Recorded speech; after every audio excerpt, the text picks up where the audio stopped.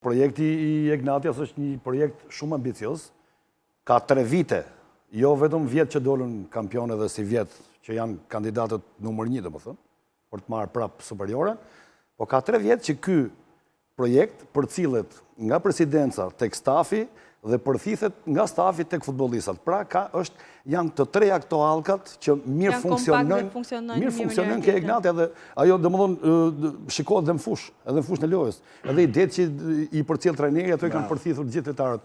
Jo vetëm këto lojtarët elitar që janë formacionit, po dhe ato që hynë rezervat, plus që u bën kaq javë që kanë pas dëmtime, zëvendësimet kanë qenë shumë efikase, nuk është se ka pas ndonjë ndryshim shumë të madh, për shembull disnivele nga lojtarët që hynë nga Stoli apo nga ato që janë titullar.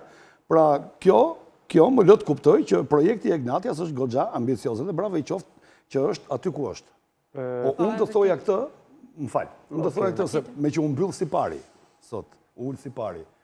Kur unë ngrit si pari I kampionatit, kam qenë këtu në studio dhe pa ta bërë me ato llogarinë time një parashikim që do thosha plus këtyre 4 ekipeve që janë në Final Four, unë vendosja aty edhe Tiranën, flas kur unë ngrit si pari kampionatit, edhe Tiranën e vendosja aty, edhe Teutën e vendosja aty, sepse hyrin me ambicje, plus janë ekipe që në çdo vit, sido që t'jetë gjendja e tyre, ato hynë me ambicje për ta fituar, hynë për trofe.